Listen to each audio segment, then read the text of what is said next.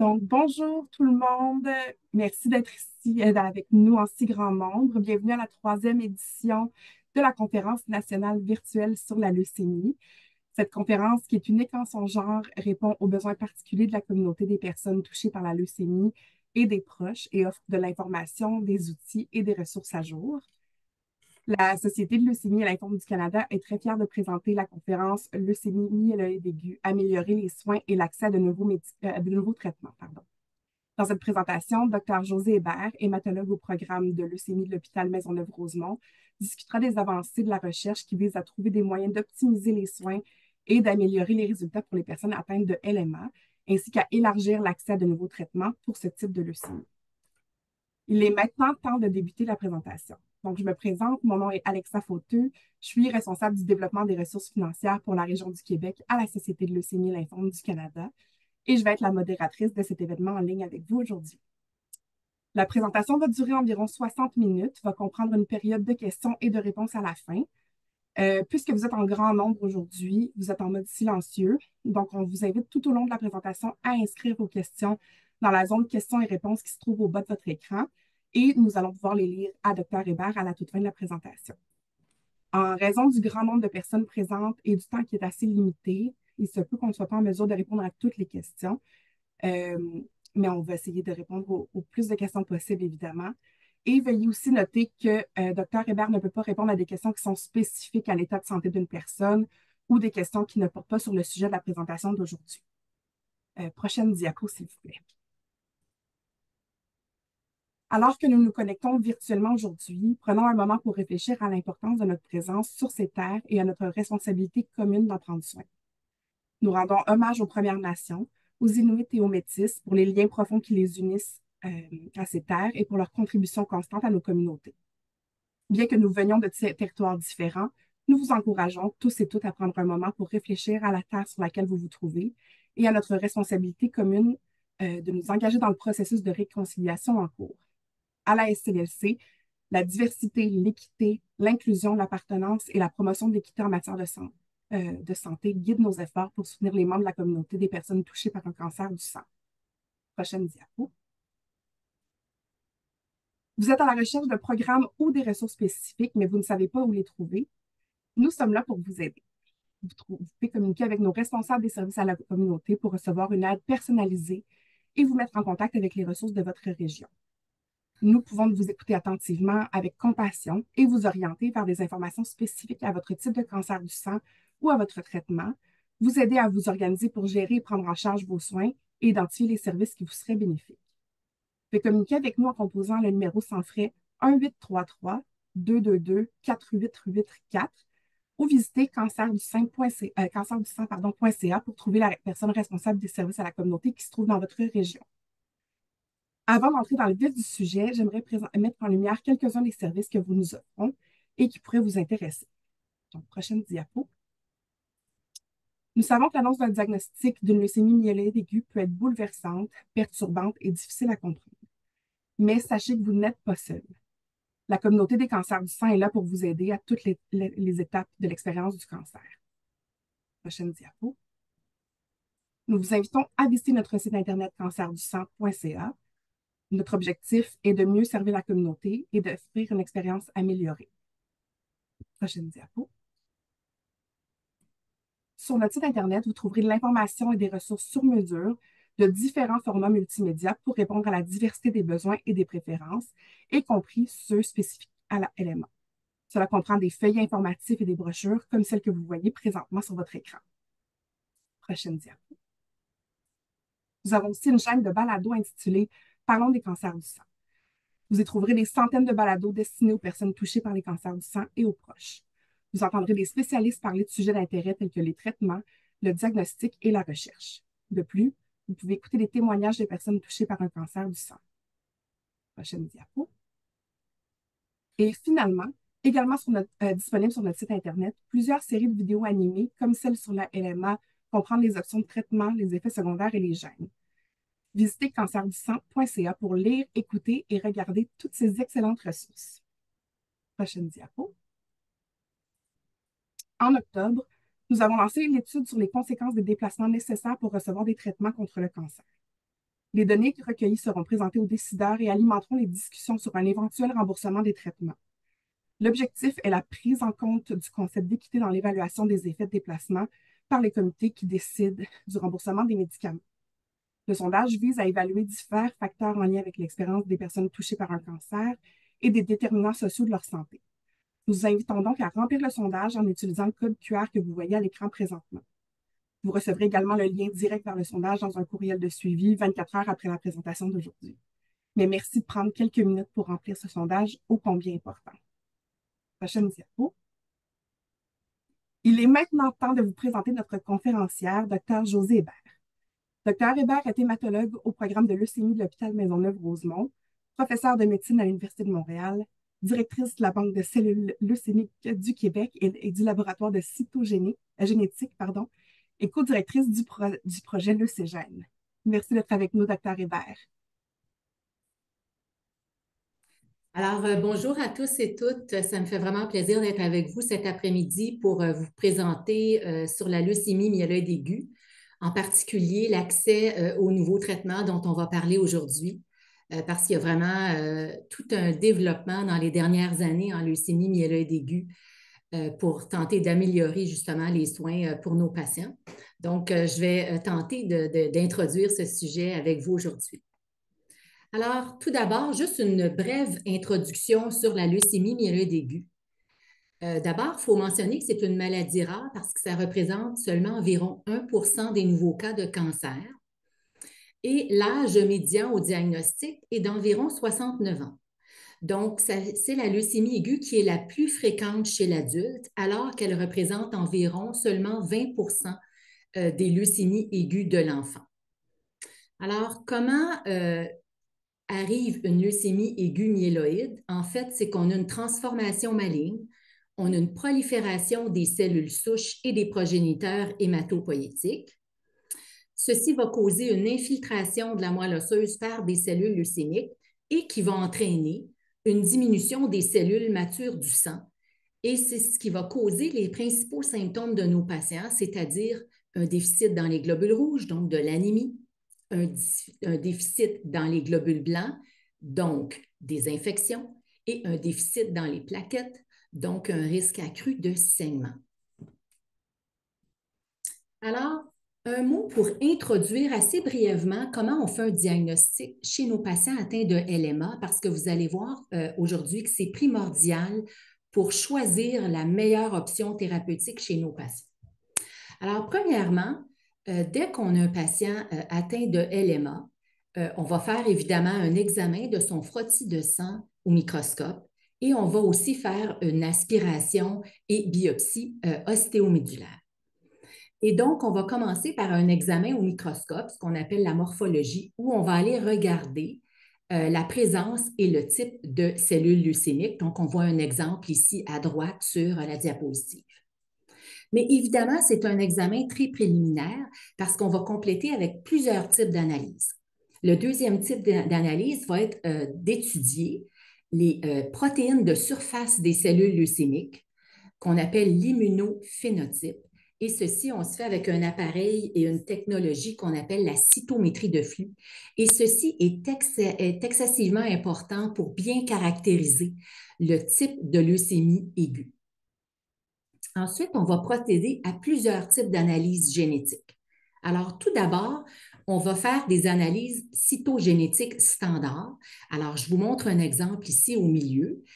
On va étudier les chromosomes des cellules leucémiques. Donc, on a normalement 23 paires de chromosomes, mais on peut en avoir plus ou moins chez nos patients atteints de leucémie myéloïde aiguë. Et sur ce karyotype, on peut déceler certaines anomalies.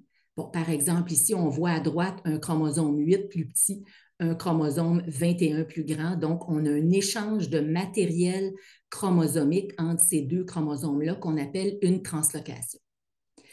On va continuer les analyses génétiques avec des analyses plus ciblées, plus spécifiques. Par exemple, des analyses en cytogénétique moléculaire ou l'hybridation in situ fluorescente. Ça, c'est un exemple ici. Et on va avoir aussi des examens en biologie moléculaire, soit pour détecter certaines translocations chromosomiques qui sont importante et essentielle pour le traitement de nos patients, ou bien on va aller étudier un panel de mutations. Alors, ces analyses-là sont très importantes et heureusement, on a un grand développement technologique dans les dernières années et on va voir aujourd'hui que ce développement-là va être très important pour nos nouveaux traitements. Alors, je vous donne un exemple ici dans notre laboratoire d'une technologie que l'on appelle la cartographie optique du génome, qui étudie le génome complet des cellules leucémiques sur l'ADN et qui nous permet à haute résolution de détecter des anomalies ou des réarrangements, des anomalies génétiques qu'on ne voit pas nécessairement avec les techniques standards. Alors, voici un exemple dans notre laboratoire. Alors, ici, on a un karyotype standard effectué chez un patient atteint de leucémie. Puis, on voit en le regardant que, dans le fond, on a un chromosome 1 ici à droite qui n'est pas normal. Il a perdu, en fait, une partie de son bras court. En regardant les autres chromosomes, on ne voit pas d'anomalie très spécifique. En particulier, on a 2 chromosomes 11 normaux. Le chromosome 11 est important parce qu'on a un gène que l'on appelle KMT2A, dont on va parler aujourd'hui, qui est réarrangé dans environ 5 à 10 des leucémies myéloïdes aiguës de l'adulte, mais beaucoup plus fréquemment chez les enfants, et qui peut parfois être difficile à détecter avec des techniques standards. Alors, justement, chez notre patient, avec la cartographie optique du génome, donc on voit ici une représentation, on a pu détecter la délétion au niveau du chromosome 1, comme on l'avait déjà vu au karyotype, mais ici, on a détecté en plus une anomalie, une translocation entre le chromosome 11 et le chromosome 10, donc une fusion de 2 gènes qui impliquent le gène KMT2A, qui est maintenant une très importante cible thérapeutique dont on va parler aujourd'hui. Donc, mis à part la cytogénétique moléculaire et la cartographie optique, on va continuer notre étude avec une étude du profil mutationnel, soit par technique de biologie moléculaire et maintenant de plus en plus par technique de séquençage de nouvelle génération. Et on va aller étudier le profil des mutations de nos patients puisqu'ils peuvent être très, très différents d'un patient à l'autre. Alors ici, je vous montre une représentation d'une collection de 515 échantillons de patients, de cellules leucémiques de patients atteints de LMA dans notre laboratoire. Et ce que vous pouvez tout de suite voir ici, c'est qu'il y a des mutations qui sont vraiment très fréquentes et dont on va parler aujourd'hui. Alors, la première, c'est la mutation d'un gène qu'on appelle NPM1 pour nucléophosphine, qui est une des mutations les plus fréquentes dans les leucémies myéloïdes aiguës, en moyenne certainement au moins 30 des LMA. Elle est importante pour 2 raisons. Les patients qui ont une mutation NPM1 dans leurs cellules leucémiques, sans mutation de FLT3, ont un bon pronostic. De plus, NPM1 est maintenant une cible thérapeutique nouvelle. Une deuxième mutation dont on va parler aujourd'hui, c'est la mutation que l'on appelle FLT3-ITD pour Internal Tandem Duplication. Donc, c'est un type de mutation qui est présent aussi chez près de 30 de nos patients. Ces patients, malheureusement, ont un risque accru de rechute et FLT3 est aussi une cible thérapeutique qui est une excellente cible et on a plusieurs inhibiteurs de FLT3 qui sont soit approuvés ou en études cliniques. Enfin, 2 autres mutations dont on va parler aujourd'hui, ce sont les mutations d'IDH2 et IDH1 parce qu'il y a des inhibiteurs thérapeutiques de cette mutation qui ont été développés. Alors, on va parler d'FLT3. Alors, FLT3, c'est un récepteur tyrosine kinase de type 3 que l'on appelle. Puis, on a un schéma ici représentant ce récepteur-là. Donc, on voit qu'il y a un domaine extracellulaire, un domaine transmembranaire, un domaine juxtamembranaire, un domaine tyrosine kinase. Et dans le fond, ce qui est important de retenir, c'est que FLT3 est normalement exprimé dans nos cellules souches hématopoïétiques et nos progéniteurs. Mais il est muté dans une grande proportion de patients avec leucémie aiguë myéloïde. Alors, FLT3 a un rôle important dans le développement normal des lignées myéloïdes et lymphoïdes, puis il a aussi un rôle dans la régulation de la survie, la prolifération et la différenciation cellulaire. Donc, lorsqu'on a une mutation du gène FLT3, bien, malheureusement, ça confère un avantage de prolifération aux cellules leucémiques. Et ces patients-là vont souvent se présenter avec des globules blancs élevés et ils ont aussi un risque augmenté de rechute. Donc, nous, en général, on va tester en laboratoire 2 types de mutations, ce qu'on appelle les mutations ITD, International Tandem Duplication, ou duplication en tandem, présentes dans près du tiers des patients avec LMA. Puis, on a d'autres types de mutations que l'on appelle dans le domaine tyrosine kinase ici, d'environ 5 à 10 des cas. Alors, une fois qu'on a fait l'analyse au microscope, l'immunophénotype avec l'appareil de cytométrie en flux, les analyses cytogénétiques, le panel mutationnel, mais on va classifier notre leucémie en différents sous-types. Et l'Organisation mondiale de la santé a revisé en 2022 la classification des leucémies aiguës myéloïdes et maintenant elles sont définies en différents types génétiques bien spécifiques. Si on n'a pas ces anomalies génétiques-là, bien, on va les définir par la morphologie et l'immunophénotype. Et ceci est important parce qu'il y a maintenant certains traitements qui vont s'adresser à différents types génétiques ou cliniques de leucémie aiguë dont on va parler aujourd'hui. Par exemple, il y a une entité que l'on appelle leucémie myéloïde aiguë reliée à la myélodysplasie.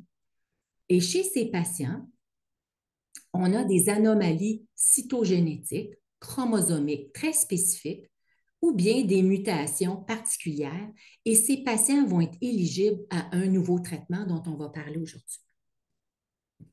Alors, ce qui est difficile quand on parle de thérapie ciblée ou des thérapies de précision qui vont être ciblées à certaines anomalies génétiques, bien, le problème dans la leucémie myéloïde aiguë, c'est que c'est dans le fond plus de 200 maladies génétiquement différentes. On a énormément de translocations chromosomiques, mais aussi de différentes mutations, comme vous pouvez voir ici. Donc, par exemple, aujourd'hui, on va parler des patients qui ont une cytogénétique favorable, translocation 821, inversion 16. On va parler aussi des patients qui ont des réarrangements de notre gène KMT2A dont on a parlé précédemment, entre autres. Alors, juste vous mentionner qu'on a une entité clinique et génétique très spécifique et très différente des autres. Donc, nous, quand on voit un patient atteint de leucémie, on va se dire la première chose, est-ce que c'est une leucémie promyélocitaire aiguë avec une fusion des gènes PML-RARA? Oui ou non? Pourquoi? Parce que c'est une entité d'abord qui est urgente. Ces patients-là vont avoir une augmentation du risque de saignement. Donc, on doit faire un diagnostic urgent sur le plan morphologique et génétique et on doit les traiter de façon urgente. Et actuellement, on traite cette entité de façon très spécifique avec de l'arsenic intraveineux et de l'acide transrétinoïque. Et une fois que le patient est diagnostiqué très rapidement, puis qu'on a pu traiter ses complications hémorragiques, s'il a un risque standard, avec cette thérapie, on a presque 100% de guérison.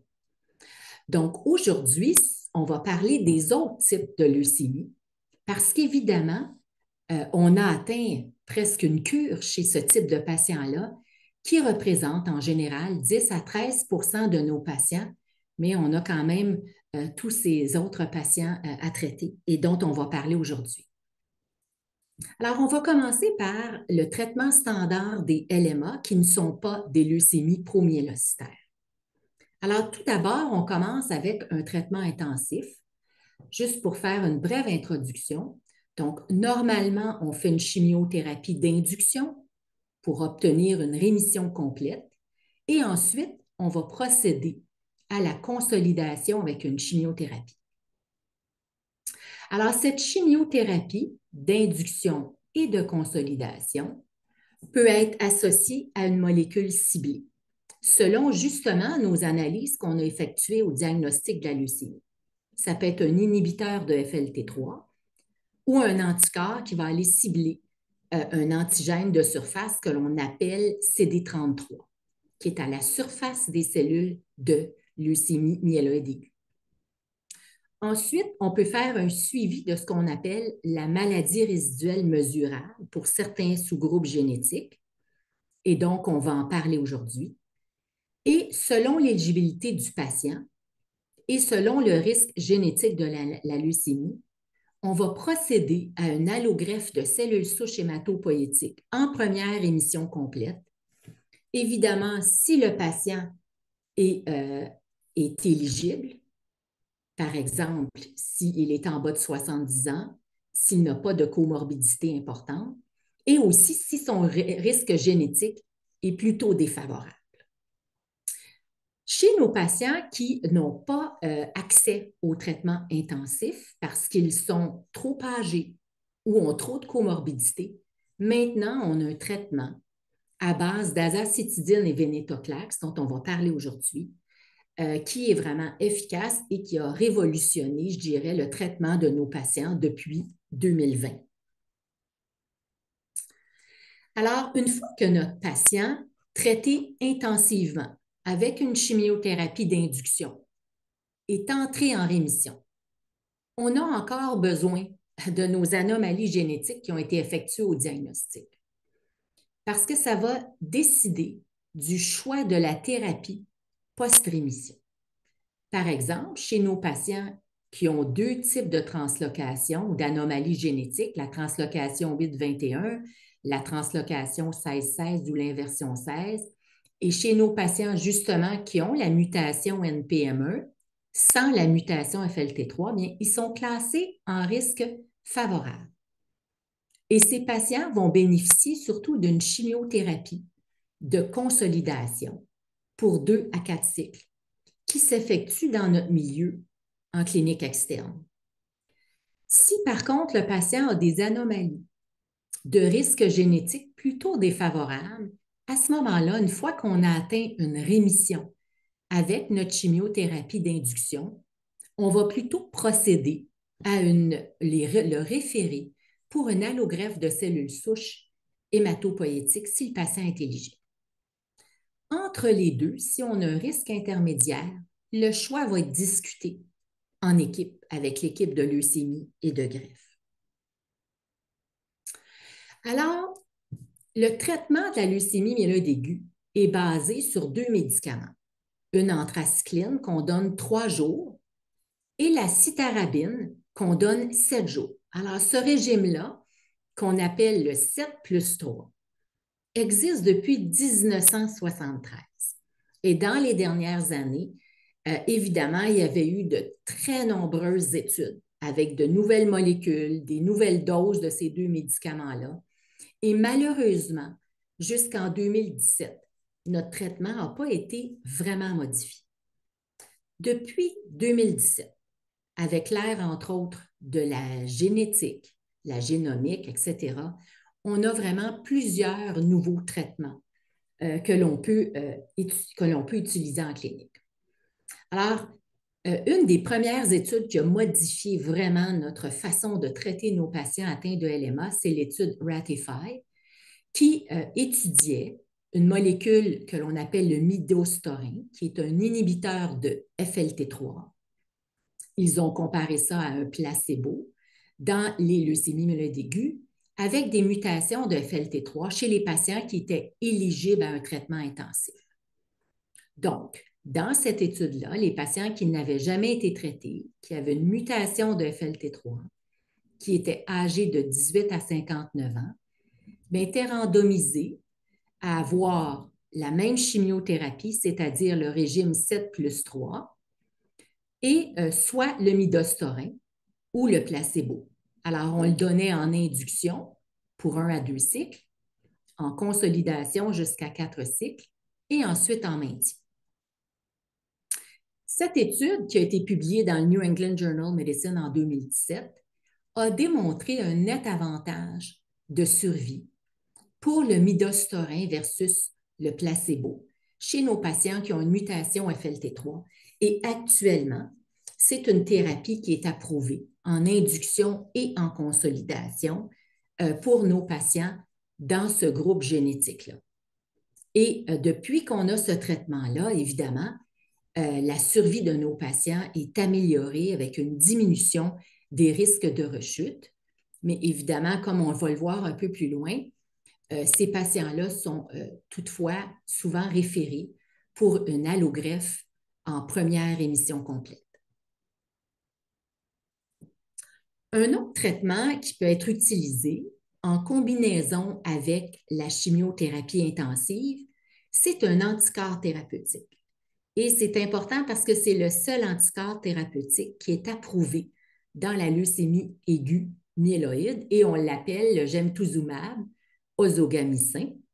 Et c'est un anticorps qui va cibler une protéine appelée le CD33 qui est à la surface des cellules leucémiques, qui est couplée à un composé chimique qu'on appelle la calichéamycine. Alors, comment ça fonctionne?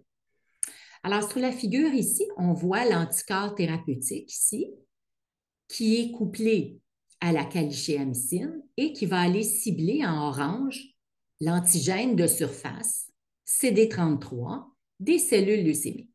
Ça va permettre à l'anticorps d'être internalisé dans la cellule.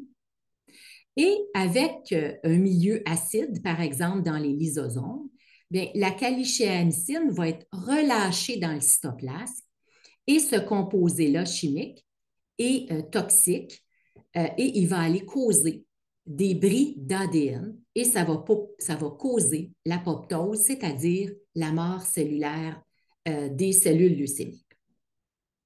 Alors, de façon intéressante, il y a une étude majeure qui a été publiée pour la première fois dans les années 2010-2012, qu'on appelle l'étude Alpha 0701, qui a comparé chez les patients âgés de 50 à 70 ans le gemtuzumab versus un placebo, un contrôle, chez les patients qui avaient une chimiothérapie intensive. Et on voit ici, dans le suivi de l'étude publiée en 2019, qu'il y a un avantage de l'event-free survival chez les patients qui recevaient du gemtuzumab par rapport aux patients contrôle, la ligne pointillée ici en bas. Malheureusement, dans cette étude, on n'avait pas initialement de bénéfices sur la survie globale. Mais par la suite, il y a de nombreuses études qui ont été publiées et on a pu confirmer que la survie des patients, particulièrement dans le groupe de cytogénétique favorable, quand on utilisait le gemtuzumab, donc ici on voit dans la courbe du haut avec les carrés ici, on avait un avantage net de survie par rapport aux patients qui n'avaient pas reçu de gemtuzumab avec leur chimiothérapie intensive. Et donc, ça nous montre ici encore l'importance de bien analyser génétiquement et rapidement nos cellules leucémiques au diagnostic, parce qu'ici, évidemment, ce traitement-là va être vraiment beaucoup plus efficace chez nos patients qui ont une génétique favorable. Malheureusement, tous nos patients n'ont pas de génétique favorable et on a des patients qui ont des leucémies à haut risque. Et on a eu l'avènement d'un nouveau traitement que l'on appelle le CPX 351 ou Vyxeos, qui est maintenant approuvé pour nos patients avec un risque plus défavorable, dont je vais parler dans la diapositive suivante. Alors, qu'est-ce que c'est le CPX 351? Alors, il y a plusieurs études dans les premières années qui ont démontré qu'il y avait vraiment une activité synergique entre la cytarabine et la daunorubicine, le régime 7+3. Mais ici, le CPX 351, dans le fond, c'est les deux médicaments, mais dans un ratio molaire optimal, c'est-à-dire 5 pour la cytarabine, 1 pour la donorubicine, et qui sont encapsulés dans un liposome. Alors, on voit un exemple ici schématisé. Donc, c'est comme une bicouche lipidique. Et il y a plusieurs études qui ont démontré que ce composé-là était maintenu dans le plasma au moins jusqu'à 24 heures chez les patients, avec un ratio vraiment optimal des deux médicaments et qu'il était meilleur, il était mieux capté par les cellules leucémiques par rapport aux cellules normales de la moelle osseuse. Alors, en 2018, il y a eu une importante étude randomisée de phase 3 chez les patients âgés de 60 à 75 ans qui avaient des leucémies myéloïdes aiguës secondaires et qui a démontré que, dans le fond, avec le CPX 351, on avait un taux de rémission complète supérieur par rapport à notre régime standard 7+3 et une survie globale médiane améliorée de façon significative. Et donc, suite à ça, il y a eu une approbation, incluant ici au Québec, dans les leucémies aiguës myéloïdes qu'on appelle secondaires, c'est-à-dire des leucémies aiguës myéloïdes qui surviennent après un syndrome myélodysplasique ou des leucémies myéloïdes aiguës qui surviennent chez des patients qui ont déjà été traités avec de la chimiothérapie ou de la radiothérapie pour un autre cancer, et aussi les leucémies myéloïdes aiguës avec des anomalies génétiques que l'on appelle myélodysplasia related, dont on a parlé précédemment. Actuellement, donc, ce traitement est approuvé exactement dans ce type de leucémie-là. Et de façon importante, cet avantage de survie a été confirmé dans une étude récente dans tous les sous-groupes de patients évalués. Et je vous montre ici un exemple, par exemple, dans les leucémies que l'on appelait thérapie related ou reliées à une chimiothérapie ou une radiothérapie antérieure, la survie est nettement améliorée avec le traitement CPX 351, donc la courbe en rouge, par rapport au régime 7.3 standard. Donc, c'est vraiment une avancée thérapeutique pour ces patients à haut risque. Maintenant, la maintenance. Alors, avant 2020, il y a eu plusieurs études avec différents agents pour voir si, une fois qu'on a complété notre traitement d'induction, de consolidation, pour voir si la maintenance avait un effet pour diminuer, par exemple, le taux de rechute et améliorer la survie, particulièrement chez nos patients qui ne sont pas éligibles à une allogreffe. Alors, malheureusement, dans les études antérieures, il n'y avait pas de bénéfice qui avait été démontré pour une maintenance dans les leucémies myéloïdes aiguës, mais maintenant, c'est différent. Depuis cette étude, alors il y a une étude une étude de phase 3, randomisée à double insu, qui a étudié une formulation orale d'azacétidine. Alors, l'azacétidine, c'est un agent hypométhylant qu'on utilise déjà depuis plusieurs années par voie sous-cutanée, mais qui ici est utilisé dans une formulation orale qu'on donne par la bouche 14 jours sur 28. Et dans cette étude, les patients étaient âgés de 50 ans ou plus. Ils étaient en première émission après un traitement intensif et ils n'étaient pas candidats à une allogreffe. Et on a eu une très belle cohorte de patients étudiés, 472 patients randomisés. Et cette étude-là, majeure, publiée dans le New England Journal of Medicine en 2020, a démontré que chez les patients qui sont traités avec le composé CC486, qu'on appelle maintenant en pratique l'Onureg, comparé aux patients qui recevaient un placebo, puis on avait un avantage significatif de survie et aussi une diminution des rechutes. Alors maintenant, comment on va suivre nos patients? Une fois qu'ils sont rentrés en rémission complète, Donc, on fait un examen de la moelle osseuse au microscope pour voir est-ce qu'on peut mieux prédire la rechute. Bien, oui, justement, en laboratoire, il y a eu aussi de grands développements pour étudier de façon beaucoup plus précise le risque de rechute.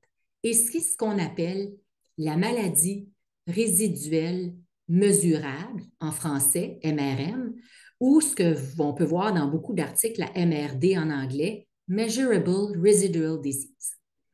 Donc, qu'est-ce que c'est? En fait, c'est que ce qu'on sait, c'est que la rechute chez nos patients est causée par la persistance de cellules leucémiques après la thérapie. Donc, on ne les voit pas au microscope standard, mais les cellules sont bien présentes. Et l'évaluation de la maladie résiduelle mesurable est vraiment un excellent facteur qui prédit une rechute. Et dernièrement, en 2024, il y a un article qui nous mentionne que lorsqu'on a une MRD négative dans le sang après 2 cycles de traitement intensif, c'est vraiment un des facteurs pronostiques les plus importants. Et on a donc eu des recommandations par un panel d'experts que l'on appelle ELN pour European Leukemia Net, qui nous recommande chez nos patients d'évaluer la maladie résiduelle mesurable. D'abord, on fait un test au diagnostic, d'étudier sur le sang après 2 cycles de traitement intensif, de faire une étude sur la moelle après la fin du traitement des consolidations et ensuite de faire un test à chaque 3 mois sur la moelle pour 2 ans. Et ça nous aide beaucoup à prédire les rechutes et donc à ce moment-là, à intensifier le traitement. Par exemple, à procéder à une allogreffe de cellules souches hématopoïétiques chez certains patients. Donc, on a actuellement des méthodes moléculaires qui sont développées, par exemple pour suivre la maladie résiduelle mesurable chez nos patients qui ont des mutations de NPM1. Donc, c'est disponible dans notre laboratoire de biologie moléculaire à l'hôpital Maisonneuve-Rosemont. Mais éventuellement, aussi par des techniques de cytométrie en flux qui vont être en développement dans notre laboratoire dans quelques années parce que c'est une technique vraiment très difficile, très spécialisée si nos patients n'ont pas justement des marqueurs moléculaires. Donc, ça a changé aussi complètement notre suivi des patients atteints de leucémie aiguë myéloïde. Donc, ça, c'est vraiment la partie des traitements que l'on appelle les traitements intensifs. Maintenant, on a des patients, comme on l'a mentionné, qui ne sont pas éligibles à un traitement intensif, soit en raison de leur âge ou bien parce qu'ils ont d'autres maladies importantes, maladies pulmonaires, cardiaques, rénales, par exemple. Et dans les dernières années, on a eu beaucoup de développement dans les traitements pour ces patients. Et aujourd'hui, on va parler évidemment du venetoclax, qui est un inhibiteur spécifique de BCL2. Alors, qu'est-ce que c'est BCL2? Bien, BCL2, c'est une protéine d'une famille qui sont très importants dans le processus apoptotique. Alors, l'apoptose, qu'est-ce que c'est? L'apoptose, c'est la mort programmée des cellules. Et c'est un phénomène qu'on a dans nos cellules normales, par exemple, quand elles sont trop vieilles pour les détruire. Mais les cellules de cancer sont assez résistantes à ce phénomène d'apoptose. Donc, le venetoclax vient agir comme un inhibiteur spécifique de BCL2. Et lorsqu'il se lie avec BCL2, bien, il va avoir la libération de protéines pro-apoptotiques ici, et il va avoir donc l'apoptose, donc la mort des cellules leucémiques. Alors, des études initiales publiées déjà dès 2016 ont démontré qu'il y avait une réponse chez des patients en rechute, mais qu'elle n'était pas très importante. Par contre, des études subséquentes l'ont combiné avec l'azacitidine sous-cutanée. L'azacitidine est un agent hypométhylant, donc qui se donne par voie sous-cutanée pour 7 jours par mois, alors que le venetoclax se donne par voie orale. Et cette étude-là, encore publiée en 2020 dans le New England Journal of Medicine, l'étude VIAL-A, a démontré que lorsque l'on compare l'azacitidine combiné avec le vénétoclax, comparé à l'azathicidine avec un placebo, on a un taux de réponse complète qui est significativement plus élevé. Avec une réponse qui arrive beaucoup plus rapidement, ça peut aller jusqu'à seulement un cycle de traitement pour avoir une réponse complète, mais évidemment, il faut continuer le traitement par la suite. Et cette étude a démontré un avantage de la survie globale, comme on voit ici dans la courbe bleue pour le traitement azaven, comparé à la courbe rouge pour le traitement avec azacitidine et placebo. Et de façon intéressante, cet avantage-là au niveau de la survie était retrouvé dans tous les types de LMA. Par exemple, les patients avec des différents risques cytogénétiques, des patients qui avaient des sous-types de LMA différents, par exemple des nouvelles LMA ou des LMA secondaires, par exemple à un syndrome myélodysplasique, et des patients avec différents types de mutations ou d'anomalies génétiques. Alors, cette année, on a eu un suivi de l'étude VIAL-A en 2024, donc c'est très récent. Et vraiment, de façon intéressante, ce suivi a confirmé l'avantage de survie des patients qui sont traités avec azacitidine vénétoclax comparé à azacitidine avec un placebo. Donc, on le voit ici sur la courbe du haut. Et cet avantage de survie, de façon intéressante, était beaucoup plus marqué chez les patients qui ont des mutations d'IDH1 ou IDH2, donc beaucoup plus marqué, et aussi chez nos patients qui ont une maladie résiduelle mesurable négative.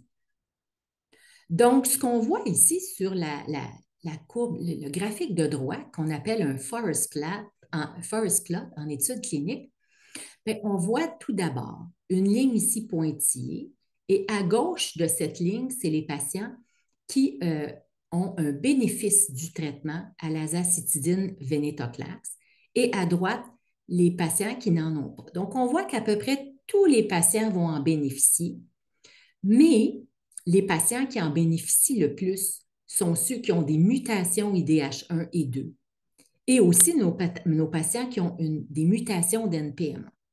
Donc, c'est très important quand on voit nos patients pour décider du meilleur traitement, puis pour leur expliquer les réponses attendues de ces traitements, qu'on ait justement notre panel mutationnel. Quand on traverse la ligne ici, par exemple, les patients qui ont un FLT3 ou les patients qui ont des mutations de TP53, bien, ils bénéficient du traitement, mais peut-être un peu moins. Donc, actuellement, il y a beaucoup d'études pour tenter d'améliorer justement les résultats de la thérapie vénétoclax azacitidine chez ces patients-là. Et je vais vous présenter des exemples de ça aujourd'hui. Maintenant, jusqu'à tout récemment, on n'avait pas accès aux inhibiteurs d'IDH1 au Québec, mais ils étaient en études cliniques, soit chez les patients en rechute ou soit chez les patients nouvellement diagnostiqués. Mais il y a une étude publiée il y a 2 ans qui a vraiment changé ceci.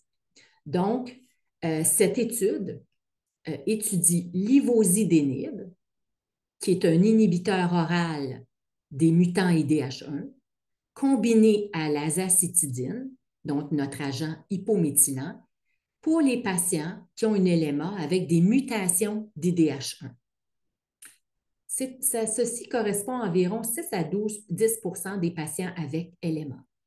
Et dans cette étude de phase 3, randomisée à double insu, on a comparé l'ivosidenib par voie orale avec l'azacitidine par voie sous-cutanée versus un placebo avec l'azacitidine. 146 patients ont été étudiés, des patients qui étaient nouvellement diagnostiqués. Alors, les résultats ont été publiés qui démontrent un net avantage significatif de la survie, on voit ici sur la courbe orange, avec la combinaison inhibiteur d'IDH1, ivosidenib et azacitidine, si on le compare à l'azacitidine avec un placebo de même que pour l'event-free survival. Et ce traitement était en étude à l'INES, qui est l'Institut national de l'excellence en santé et en services sociaux, qui est l'organisme réglementaire pour approuver les traitements dans la LMA. Et récemment, là, c'est tout récent, le 7 novembre 2024, l'INES recommande ce traitement chez nos patients et on est en attente de la décision finale du ministre. Donc, pour nous, on est vraiment heureux d'avoir cette nouvelle option, on l'espère, dans les prochains mois pour nos patients. Alors, où on en est dans l'approbation? Alors, depuis 2017, on a plusieurs nouveaux traitements, donc qui sont approuvés. Donc, ici, on a aux États-Unis, puis j'ai mis une étoile pour l'approbation au Québec. Donc, par exemple, on a un inhibiteur de FLT3, le midostaurin, approuvé chez nos patients nouvellement diagnostiqués, traités avec une chimiothérapie intensive et qui ont des mutations de FLT3.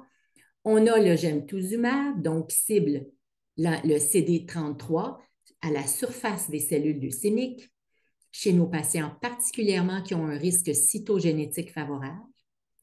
On a le CPX 351 chez nos patients qui ont des leucémies therapy-related ou secondaires. On a aussi le venetoclax en association avec l'azacitidine chez les patients qui ne sont pas éligibles à un traitement intensif. On a l'ivosidenib qui, on l'espère, va être approuvé de façon finale chez les patients qui ont une leucémie avec mutation IDH1 en combinaison avec l'azacitidine. Et enfin, on a un autre inhibiteur de FLT3 qui est différent du midostaurin, que l'on appelle le gilteritinib, qui est maintenant approuvé pour nos patients qui sont en rechute réfractaire, qui ont une mutation de FLT3, et ça a été démontré supérieur à une chimiothérapie de deuxième ligne. Et enfin, on a le CC486, l'azacitidine orale, qui est approuvé en maintien chez nos patients traités intensivement qui ne sont pas éligibles à une allogreffe de cellules souches hématopoïétiques. Et donc, beaucoup de nouveaux traitements depuis 2017 et on va voir, on a encore plusieurs à venir. Alors, donc, ça, c'est un schéma quand on voit un patient de comment on va traiter nos patients. Donc, premièrement, on va évaluer le patient. Est-ce qu'il est éligible à un traitement intensif ou non? Et on va évaluer aussi la leucémie avec toutes les analyses en laboratoire. Donc, si un patient est éligible à un traitement intensif, on va lui offrir une chimiothérapie d'induction. On peut ajouter le gemtuzumab ou le midostaurin dépendant de ses analyses génétiques. On va suivre avec une chimiothérapie de consolidation. Et ensuite, on va faire une maintenance ou un suivi selon la génétique aussi. Chez nos patients qui ont plus de risques de rechute, par exemple les patients avec FLT3 muté ou les leucémies secondaires, on va procéder à une référence pour une allogreffe de cellules souches hématopoïétiques si le patient est éligible. Chez nos patients qui ne sont pas éligibles à une thérapie intensive, on va opter pour un traitement à base d'azacitidine venetoclax et pour le moment, c'est recommandé de le continuer jusqu'à progression si le traitement est bien toléré. Donc, il y a plusieurs, on a parlé d'inhibiteurs de FLT3, donc le midostaurin, le gilteritinib, mais on a plusieurs autres inhibiteurs qui sont à l'étude ou approuvés. Par exemple, on a un inhibiteur que l'on appelle le sorafenib qui est approuvé chez nos patients avec mutation de FLT3 qui sont en rémission après une greffe de cellules souches hématopoïétiques. Donc, on leur donne une maintenance avec le sorafenib. Et de façon intéressante, on a d'autres inhibiteurs qui sont en études cliniques, comme par exemple le crénolamide, qui actuellement est en étude randomisée, comparé au midostaurin avec une chimiothérapie de type 7+3, et on attend les résultats de cette étude randomisée. Donc, beaucoup de développement dans ce type d'inhibiteur. Donc, on a parlé de plusieurs cibles thérapeutiques aujourd'hui. Donc, on a parlé évidemment des inhibiteurs de FLT3, BCL2, IDH1, par exemple. Mais il y a d'autres inhibiteurs et un des plus prometteurs, c'est les inhibiteurs de ménine, dont je vais discuter aujourd'hui. Puis évidemment, on a aussi l'immunothérapie qui est en pleine évolution dans les leucémies myéloïdiques. Alors, les inhibiteurs de ménine, comment ça fonctionne? Alors, on a parlé des leucémies avec un réarrangement ou une anomalie chromosomique génétique qui cible un gène que l'on appelle KMT2A ou MLL, c'est le même gène. Et ce qu'on sait depuis longtemps avec les études fondamentales, c'est lorsque l'on a une fusion ou un réarrangement MLL, bien, ces protéines-là vont se lier à une protéine que l'on appelle la ménine, donc une interaction ménine-MLL ou KMT2A. Et ça va aller activer l'expression des gènes que l'on appelle OX, qui sont des gènes très importants dans le développement, mais aussi dans les leucémies. Et ces gènes-là, l'activation de ces gènes-là vont amener une leucémie. Les inhibiteurs de ménine vont donc interagir avec ces protéines et vont donc aller ici diminuer l'expression des gènes OX. Et ce qui va se passer ici, c'est qu'il va y avoir une différenciation des cellules leucémiques. Donc ici, au lieu de causer une mort cellulaire, une lyse, les cellules vont se différencier et on voit ici en cellules matures normales. Et je vous dirais que ce traitement-là est en train de révolutionner l'approche de nos patients avec cette anomalie génétique-là. Comme on l'a mentionné, c'est présent chez 5 à 10 des adultes, mais beaucoup plus fréquemment chez les leucémies du jeune enfant en particulier. Et de façon vraiment intéressante, il y a des articles récents qui ont démontré que ce n'est pas ces inhibiteurs de la ménine ne sont pas seulement efficaces dans les leucémies avec réarrangement de KMT2A, mais aussi dans d'autres groupes de leucémies. Par exemple, nos fameuses leucémies avec mutation NPM. Dans ces leucémies-là, on sait qu'il y a aussi l'interaction de la ménine avec le KMT2A ou MLL, mais ici, il est normal. Il n'est pas réarrangé. Et dans les cellules NPM1 mutantes, on va avoir l'activation de la ménine KMT2A. Cette activation-là, elle n'est pas encore tout à fait élucidée. Mais ce qu'on sait, c'est qu'il va y avoir à ce moment-là, lorsque c'est activé, il va y avoir donc une augmentation de l'activation, de l'expression des gènes OX qui va amener à la leucémie. Et donc, si on utilise des inhibiteurs de ménine chez ces patients-là, il va y avoir aussi un blocage. L'expression des gènes OX, MIS1 va être à off et on va avoir à ce moment-là une différenciation.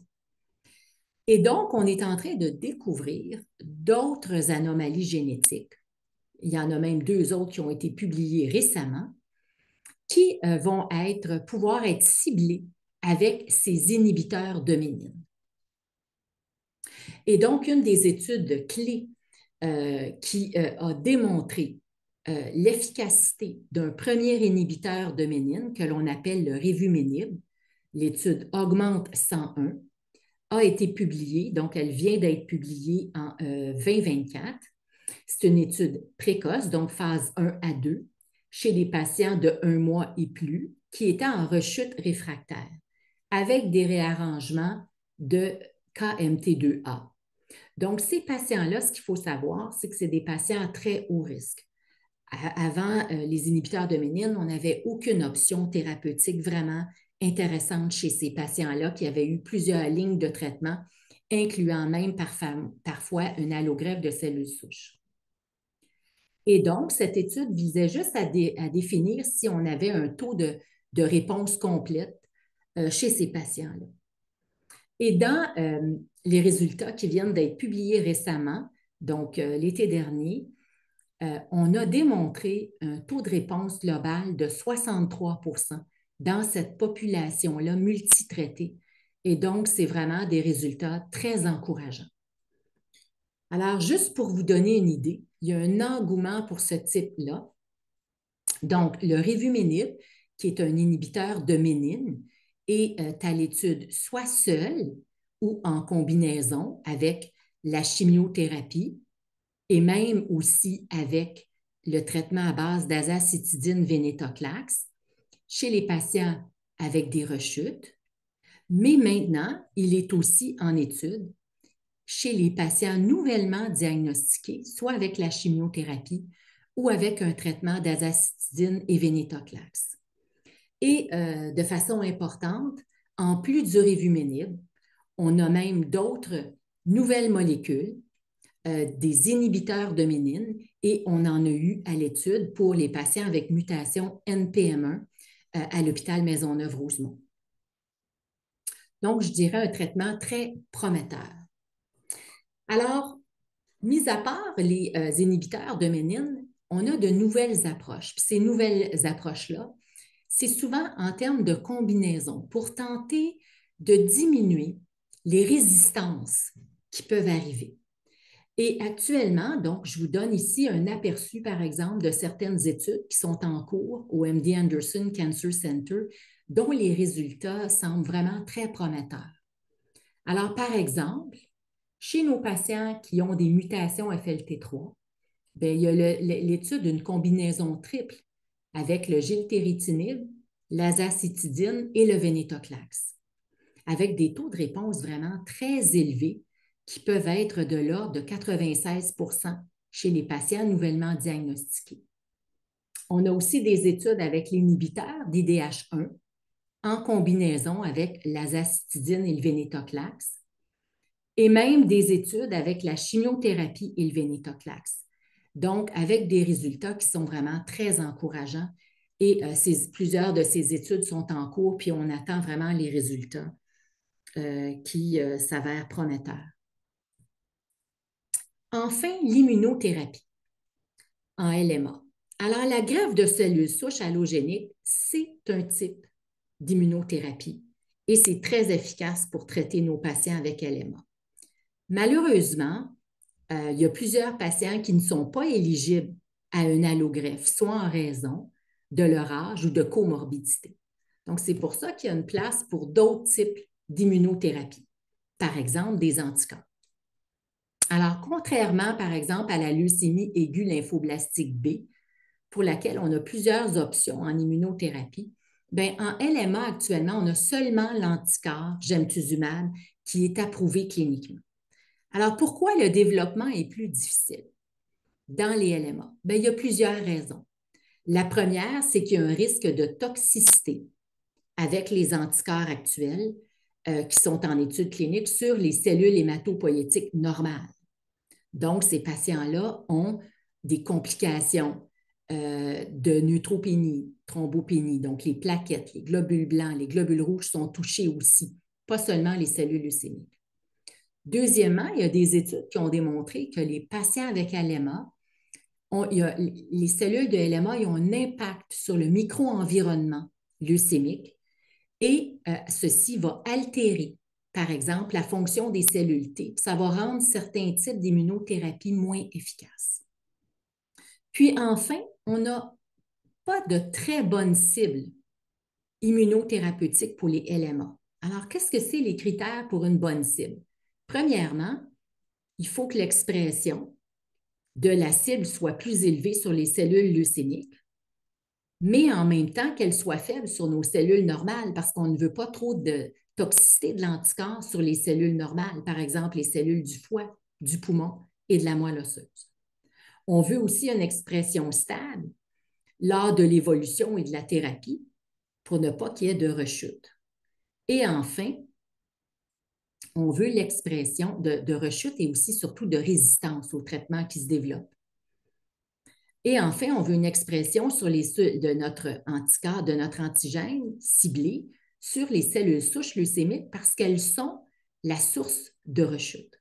Donc, il y a plusieurs équipes qui essaient de trouver le meilleur ou les meilleurs antigènes à la surface des cellules leucémiques pour être ciblés par soit un anticorps ou soit parce qu'on va parler des CAR-T, incluant notre groupe.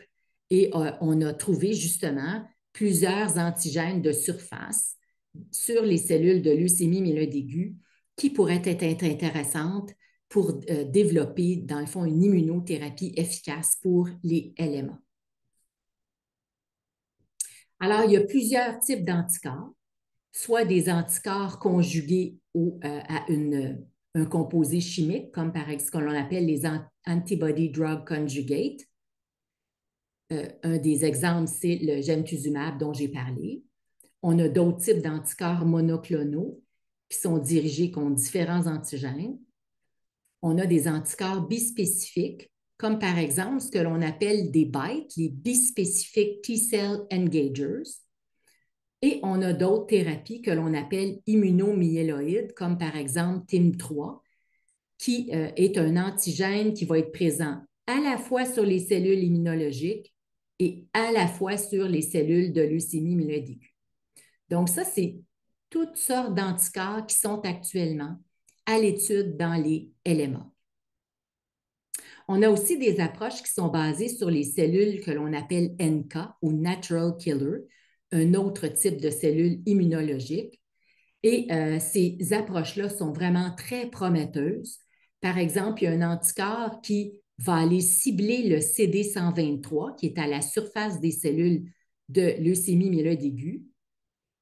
Il va en même temps lier les cellules NK via 2 protéines et ça va rediriger les cellules NK pour aller cibler les cellules tumorales, ce qui va les activer, va activer les cellules NK et lyser les cellules tumorales. Donc, c'est un anticorps à 3 composantes, dans le fond. Des composantes qui vont aller cibler les cellules natural killer et cibler les CD123 des cellules leucémiques. Alors, il y a plusieurs études cliniques en cours dans les LMA avec différentes cibles thérapeutiques. Les plus fréquentes, c'est celles dont on vient de parler, le CD33 et le CD123. Elles ne sont pas parfaites parce qu'elles sont exprimées sur les cellules de leucémie aiguë myéloïde, mais parfois sur certaines cellules normales, comme par exemple dans le CD33, on a une expression sur les cellules hépatiques et pour le CD123, on a une expression sur les cellules endothéliales. Mais de façon intéressante, on a de nouveaux anticorps à l'étude comme IL1RAP, TIM3, qui semblent vraiment être plus exprimés sur les cellules de LMA et moins sur les cellules souches normales. Donc, à ce moment-là, on devrait avoir plus d'efficacité et moins de toxicité. Donc, il y a plusieurs cibles à l'étude et on a aussi plusieurs études cliniques en LMA pour les anticorps bispécifiques. Alors, des anticorps bispécifiques, qu'est-ce que c'est exactement? Bien, les anticorps de type BiTE, actuellement, vont avoir 2 antigènes ciblés, soit le CD3, qui est exprimé à la surface des lymphocytes T, et le CD33, par exemple, qui est à la surface des cellules leucémiques dans les LMA. Et cet anticorps-là, avec ces 2 composantes, va aller expandre les lymphocytes T et il va avoir à ce moment-là une activation puis une relâche de cytokines, de granules cytotoxiques et il va avoir à ce moment-là une apoptose et une lyse cellulaire. Ça, c'est le mécanisme d'action des anticorps spécifiques. Et actuellement, on a plusieurs études cliniques qui vont aller cibler, par exemple, encore nos antigènes CD33, CD123, mais aussi d'autres, dans des études cliniques. Actuellement, on a quand même un nombre significatif de patients traités dans ces études-là. Certaines sont terminées et on attend donc les résultats des études. Enfin, dernièrement, évidemment, on a ce qu'on appelle les CAR T-cells ou Chimeric Antigen Receptor T-cell Therapy. Je vous mentionne que cette thérapie est approuvée au Québec et utilisé dans les cancers lymphoïdes B, comme les lymphomes et les leucémies aiguës lymphoblastiques. Mais malheureusement, on n'a pas encore de bonne CAR T-cell thérapie dans les LMA. Alors, comment ça fonctionne? C'est que tout d'abord, on va collecter les patients, les globules blancs du patient.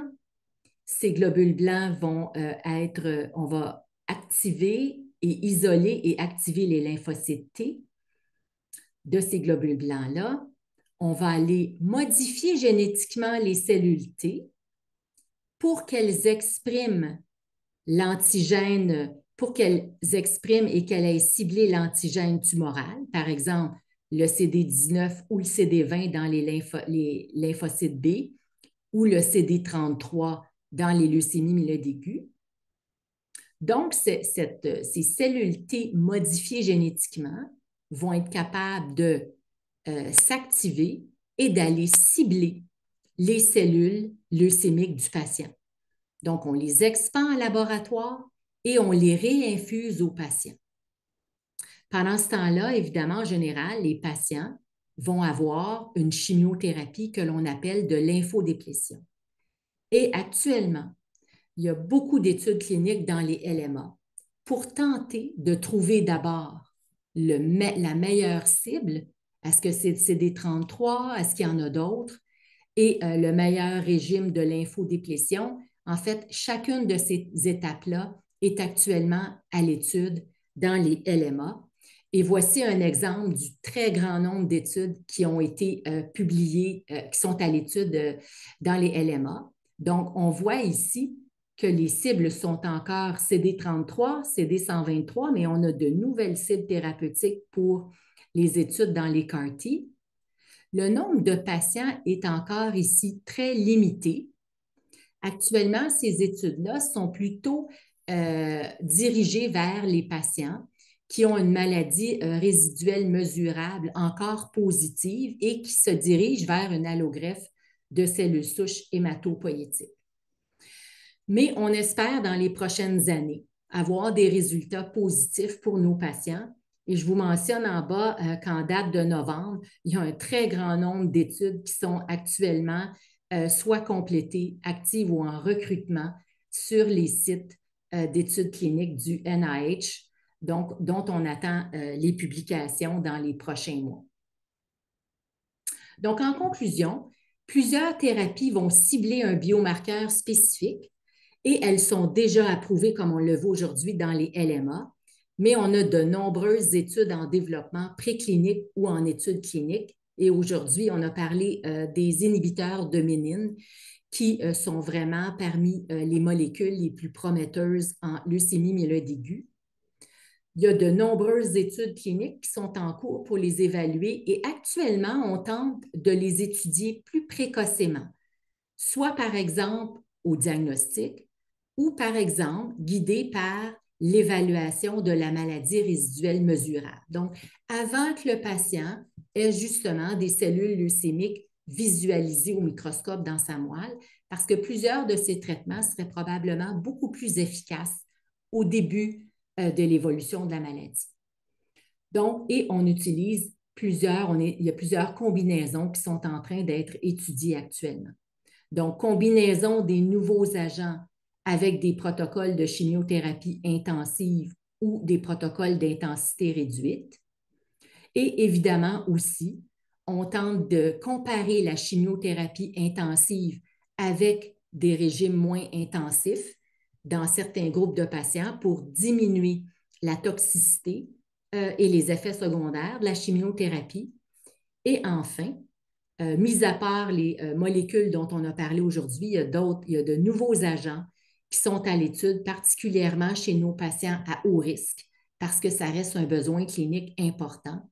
Et évidemment, avec ça, on vise à améliorer l'efficacité et diminuer les effets secondaires des thérapies pour améliorer la survie de nos patients.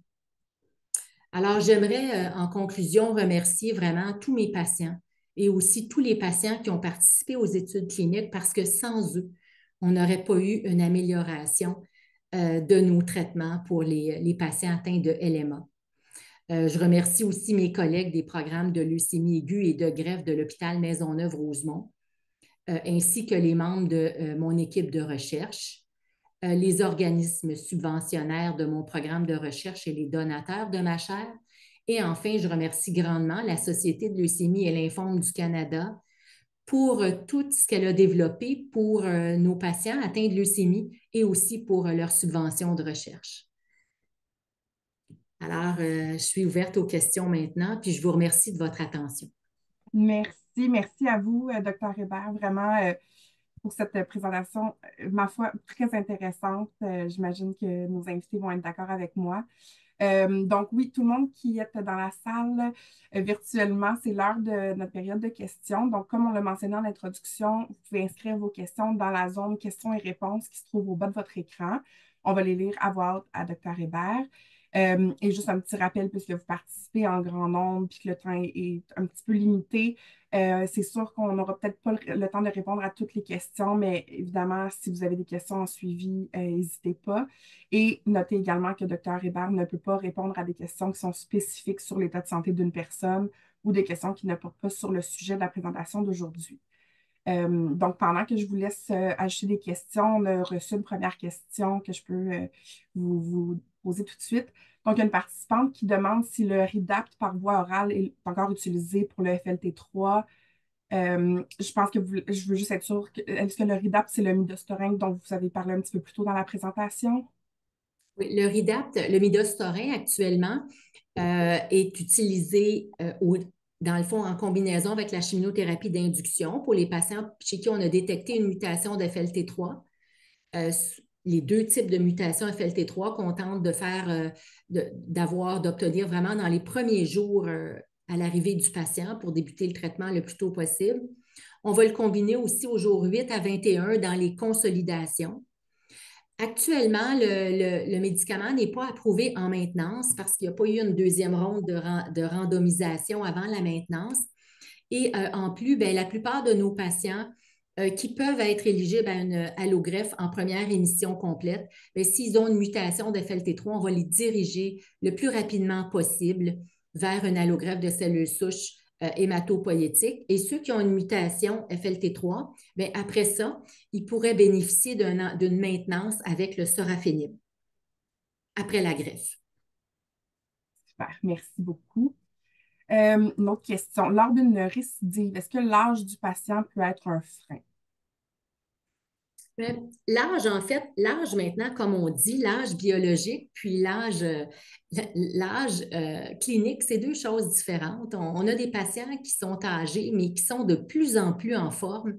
Donc, quand on voit un patient âgé, mais en fait, la première chose qu'on va faire, c'est vraiment un très bon questionnaire, un examen physique, évaluer ses comorbidités, ses fonctions respiratoires, cardiaques, rénales, hépatiques, et en particulier aussi la génétique des cellules.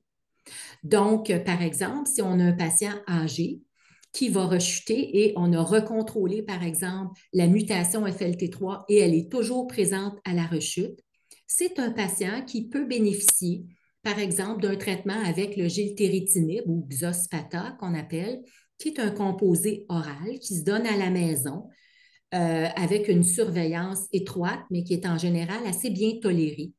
Et donc, on peut regarder l'âge, oui, mais on va regarder vraiment tout le contexte global de la santé du patient et aussi de la génétique de ces cellules leucémiques pour prendre cette décision. Parfait. On a une nouvelle question qui vient de rentrer. Donc, quels sont les marqueurs sanguins, on dit hémoglobine, plaquettes, qui vont motiver une greffe de cellules souches réfractaires au VIH? Actuellement, on n'a pas vraiment, c'est pas nécessairement sur les facteurs sanguins, hein, parce que déjà, nos patients qui sont atteints de LMA ont vraiment des cytopénies, c'est-à-dire une diminution des globules rouges, des globules blancs, des plaquettes.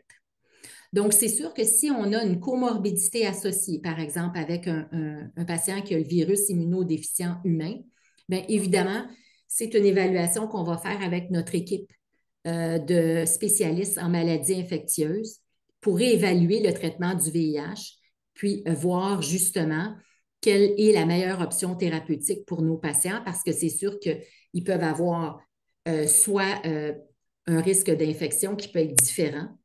Et donc, c'est vraiment un travail d'équipe. Puis évidemment aussi, ils peuvent avoir parfois une interaction entre les médicaments qui sont donnés pour le VIH et nos médicaments. Donc, en général, on va travailler en équipe avec nos pharmaciens et nos spécialistes en maladies infectieuses pour ces patients-là. Je dirais que le niveau de globules rouges, globules blancs, plaquettes ne sera pas nécessairement si important que ça dans notre décision. On va avoir d'autres facteurs qui pourraient être plus importants, comme justement les comorbidités du patient et la génétique de la leucémie. Parfait, merci beaucoup.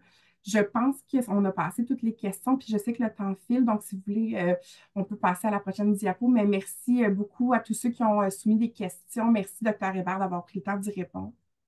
Avant qu'on se laisse aujourd'hui, j'aimerais seulement vous rappeler nos prochaines conférences de cette semaine. Donc, demain, mercredi 20 novembre à 11 heures, nous aurons la gestion des effets secondaires dans la leucémie lymphoïde chronique. On aura comprendre la leucémie lymphoblastique aiguë ce jeudi 21 novembre à 13 heures. Leucémie myéloïde chronique, option de traitement et comment minimiser les effets secondaires ce vendredi 22 novembre à 11 heures. Et cette même journée à 14 heures, nous aurons comment participer activement aux décisions concernant vos soins dans l'expérience du cancer du sang. Prochaine diapo. Je voudrais évidemment remercier les entreprises qui ont rendu cet événement possible. Donc, merci infiniment pour votre soutien à Vivi, Astellas, AstraZeneca, Jazz Pharmaceuticals, Johnson & Johnson et Novartis. Prochaine diapo. Et avant de vous quitter, j'aimerais évidemment vous rappeler que nous sommes là pour vous. Si vous êtes à la recherche de ressources et ou de soutien, n'hésitez surtout pas à communiquer avec nous par courriel ou en composant le 1-833-222-4884. Et un petit rappel aussi, vous allez recevoir un court sondage suite à cette présentation-ci. Merci de prendre un court moment pour y répondre afin de nous aider à planifier les événements futurs. Prochaine et dernière diapo. Donc, merci infiniment à tout le monde d'avoir été là. Merci encore une fois, Dr. Hébert. Et je vous souhaite vraiment une superbe fin de journée. Prenez bien soin de vous. Merci beaucoup tout le monde. Merci à tous et toutes.